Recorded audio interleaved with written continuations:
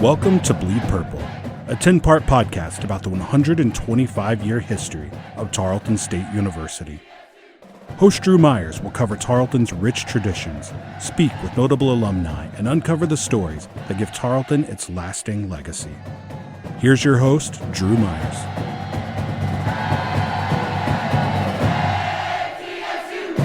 Howdy, I'm Drew Myers, and this is the Bleed Purple podcast, the podcast that's telling the story of Tarleton State University through the stories of the people who bleed purple. It's my honor and privilege to sit down with an Olympic champion, silver medalist Connor Prince, won a silver medal in skeet shooting at the Paris Olympics. Hi, Connor. How are you? How's it going? Okay. I've recorded a lot of podcast episodes. A lot. I'm in the thousands, dude. Thousands. I have never had the opportunity to sit down with someone who won a medal at the Olympics. Well, here you go. And the funny thing about that, he walks in, sits down, and he goes, I forgot to bring my medal. I did. I truly did. I don't know why I didn't even think of it. Where do you keep a silver medal? So a lot of people are like, oh, I bet you display that everywhere, and it's probably on a plaque in your room. I'm like, nope, it's in the safe. I just have a fear of like a house fire or something like that. You just never know. Let's go back to Paris. And I want to hear your story, man. I want to hear all of it, how you got into it and how you honed your craft enough to be a silver medalist. But I want to go back to Paris and when you won and all the hard work and everything that you put into it. What were your emotions? What were you feeling at that moment? After my last couple shots, it was a lot of relief. I described it as indescribable because like I said, you got the relief of it, the excitement of everything, the build up, the ending of it. So it's kind of an indescribable feeling, but nonetheless, it was amazing, an amazing experience. Let's go back. How did you get into skeet shooting? So when I was an incoming freshman into high school, my high school had this thing called Meet the Spartans where it's just welcoming all the incoming freshmen. And then afterwards, they had a whole bunch of booths set up in the cafeteria, showcasing a bunch of the clubs they had, and one of them was the Spartan Clay Target team. And we saw some of our friends talking over to the people that were running it at the time, and my dad and I got to talking, and we were like, okay, this might be a fun little thing, because my dad and I had gone clay shooting every now and then, and but nothing was ever really serious. It was just Dad and I having fun. And then we saw this booth, and just thought it'd be fun, and started shooting my freshman year and just kept progressing. Did you hunt? So, I mean, occasionally just dove hunting, but nothing ever really serious. Didn't deer hunt, didn't duck hunt, nothing like that. Didn't do any other sports, no football, no soccer, no baseball, had no interest in them. So I think this was just kind of my dad's way of saying, okay, let's get you out to do something. Okay, so you see this booth for this club, and you go out there the first time. Was it obvious immediately that you could do this at a very high level? Or did you suck the first time you went out there? No, I think everyone sucks the first time they go out there. No, it was just more of a fun aspect my first year, my freshman year. So, and then my sophomore year is whenever I started taking it more seriously and started practicing more. And but no, my freshman year, I never thought it would become what it is today, ever. So when was that moment when you realized, hey, I'm pretty good at this? Probably my sophomore year. Like I said, started practicing more and started becoming more consistent. And then end of my sophomore year, I won state for YTF Youth Target Foundation.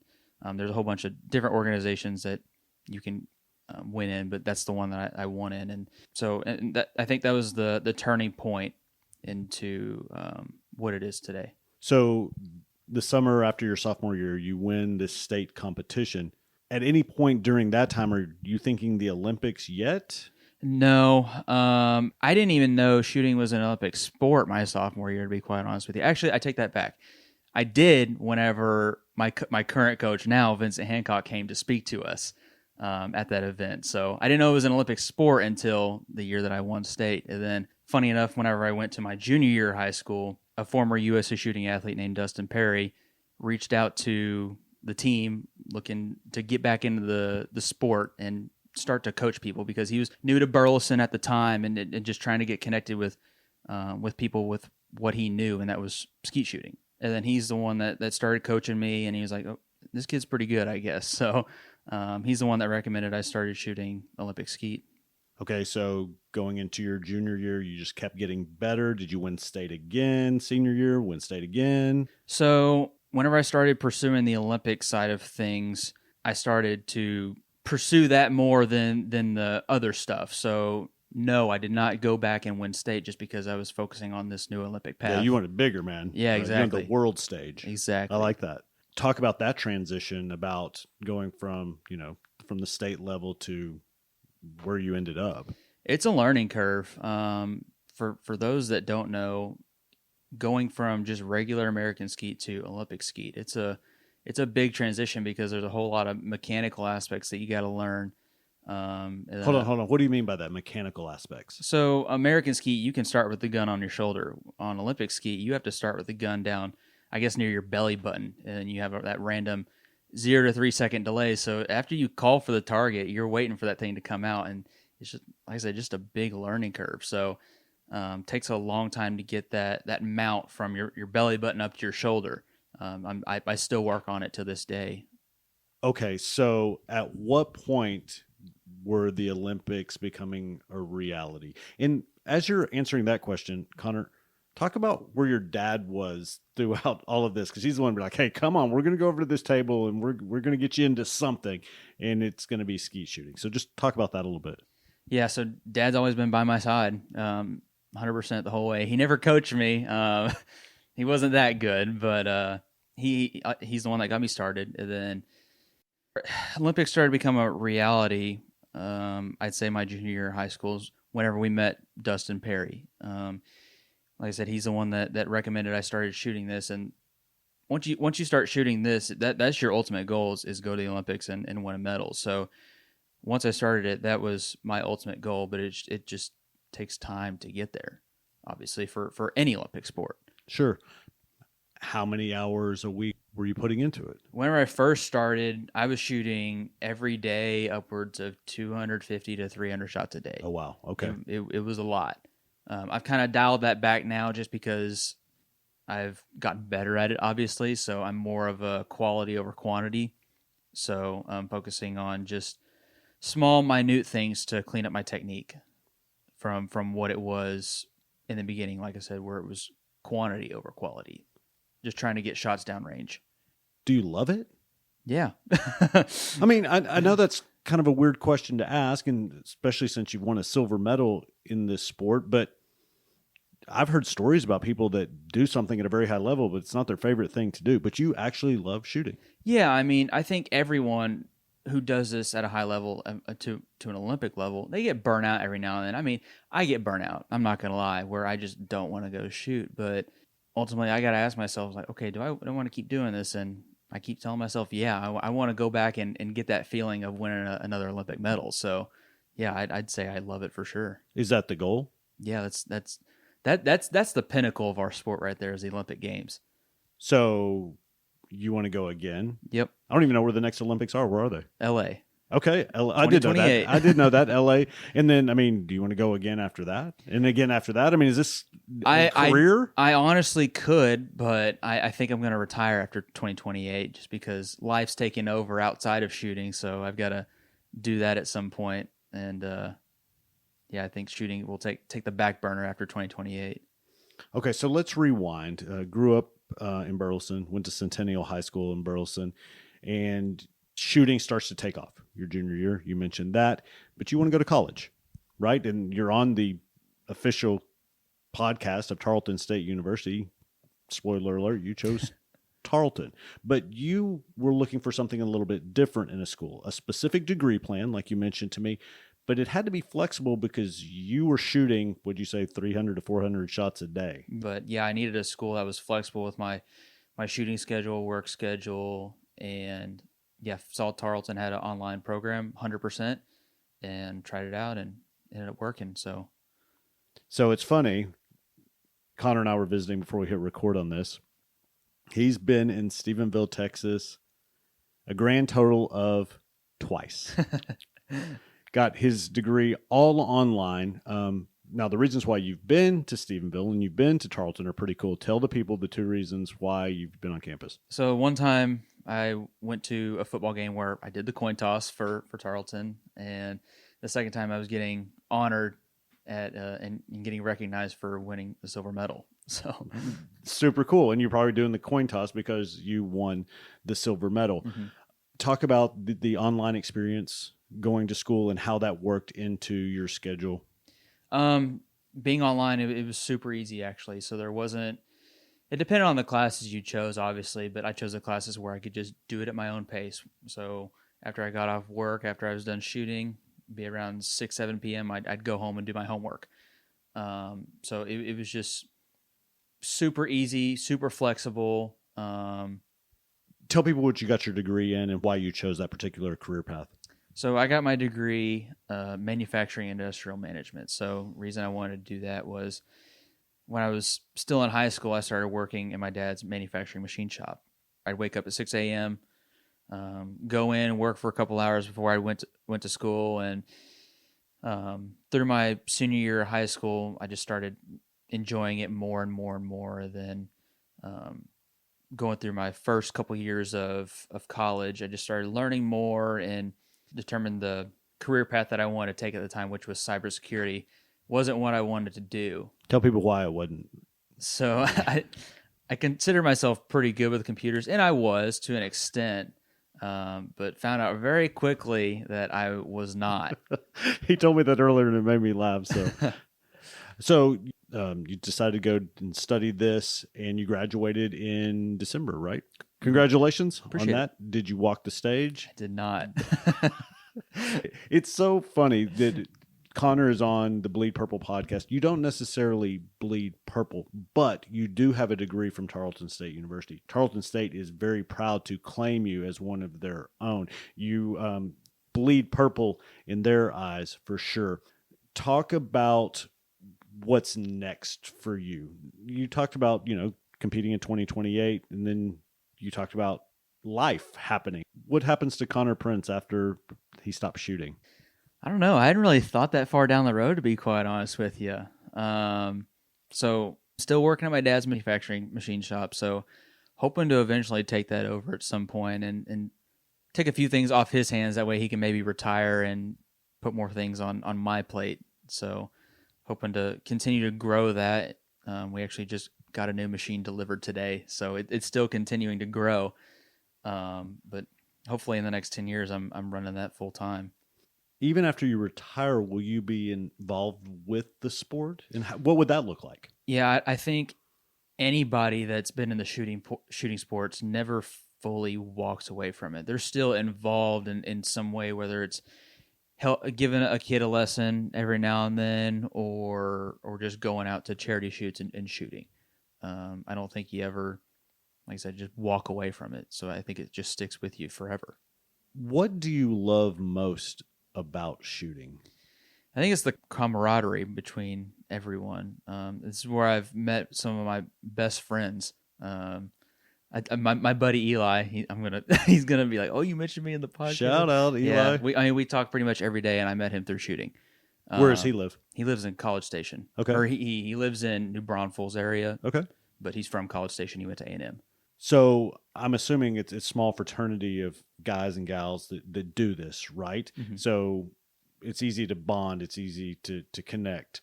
That's super cool. I love that. The club at Centennial that you initially joined, is that something that you're still involved with? Yeah, we're still friends with quite a few people that are on the team there. So, I mean, they ask us to store some of their ammo at our shop every now and then, which we don't have any problems with. So we're definitely willing to help out any way we can. So, and I think we donate to them every year. So, is it a strong program? Yeah, it's gotten way bigger than since I was there.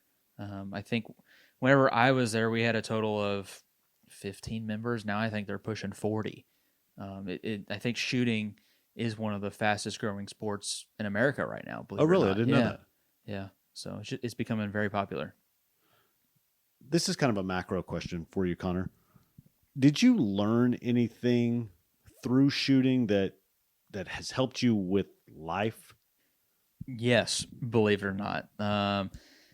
through shooting, I've learned to actually talk to people. That sounds crazy, but when you go out to shoots, you talk to people, you talk to scorers, you try to go get sponsors for your team and stuff like that. So you got to sell yourself. So I've learned to talk to people. Was that outside your comfort zone before? Oh yeah, I'm a huge introvert. Still am.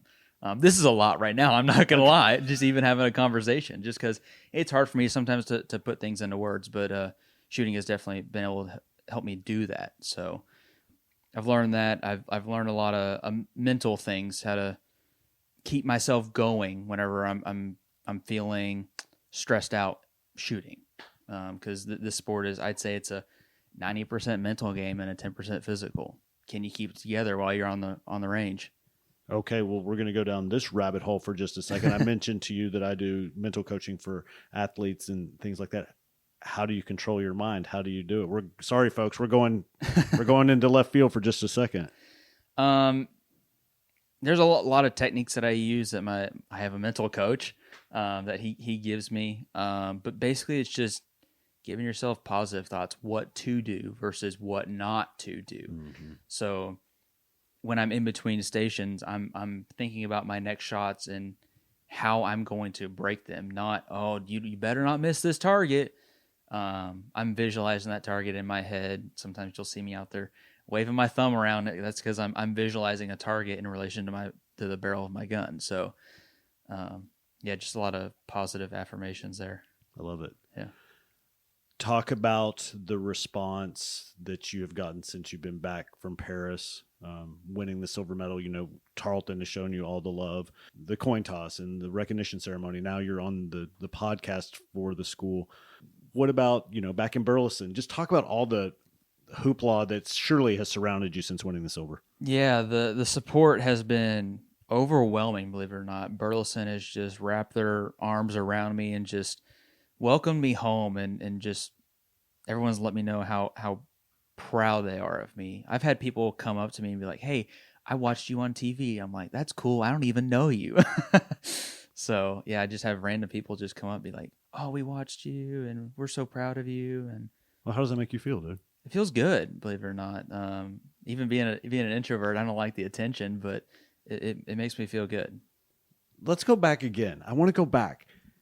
What was 7th grade, 8th grade, even into your freshman year, Connor Prince? Describe him to me. What was he like?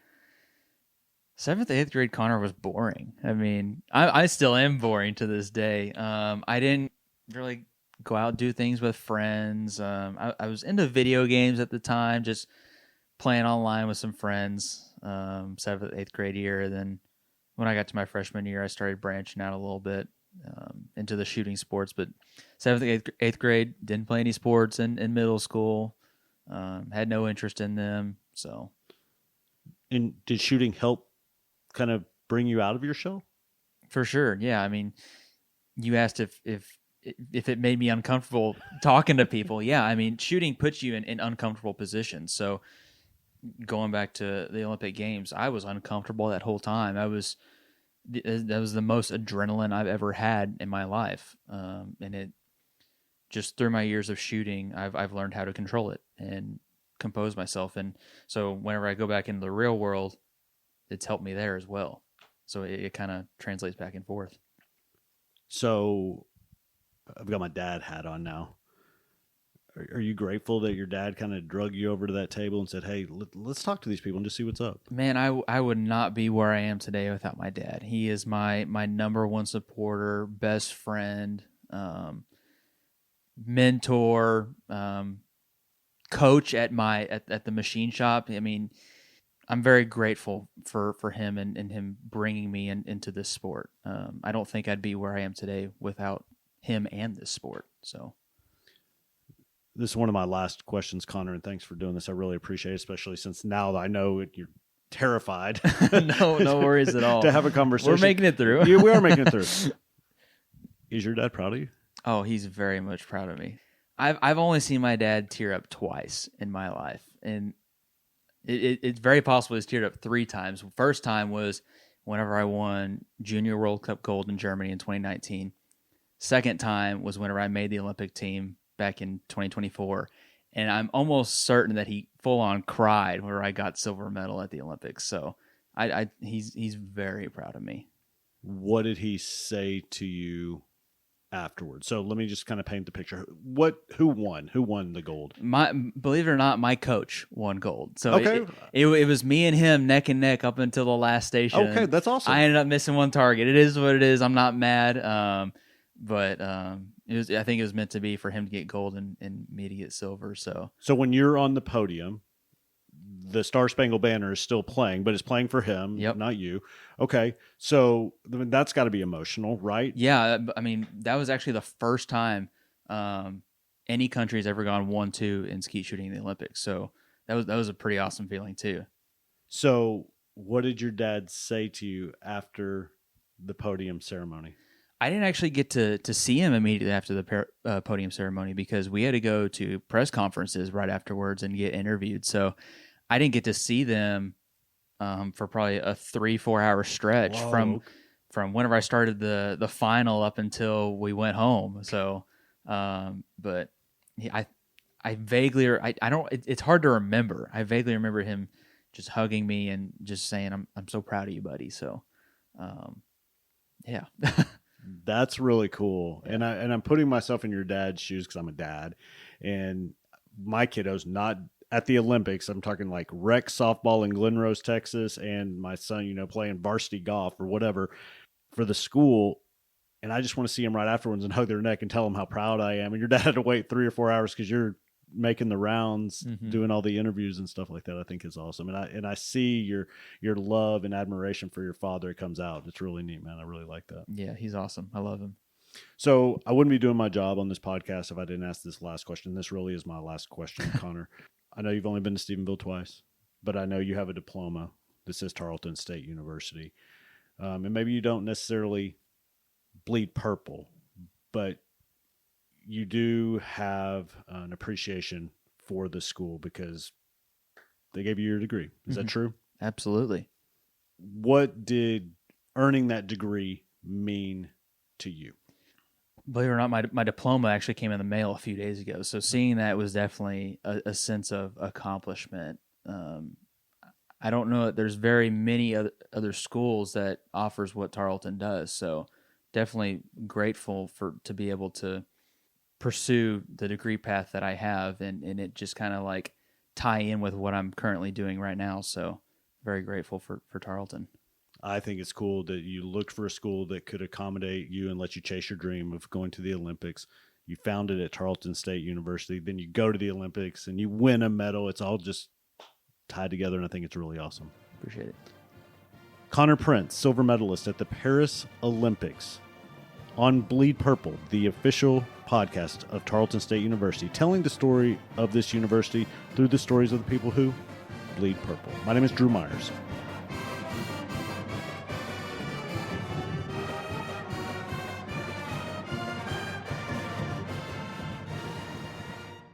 Are you ready to take control of your financial future? Doug McLemore is the founder of McLemore Financial Group and a proud Tarleton graduate and supporter. The company specializes in providing personalized financial planning and investment strategies tailored just for you. Whether you're saving for retirement, planning for your child's education, or seeking to grow your wealth, their experienced advisors are here to guide you every step of the way. You can find them at 1529 West Lingleville Road in Stephenville, or on the web at McLemoreGroup.com, or give them a call at 254-968-1020 to schedule your free consultation. McLemore Financial Group is your partner in financial success. Securities offered through LPL Financial, member FINRA SIPC. Investment advice offered through McLemore Financial Group, a DBA of Advisor Resource Council, a registered investment advisor. McLemore Financial Group and Advisor Resource Council are separate entities from LPL Financial.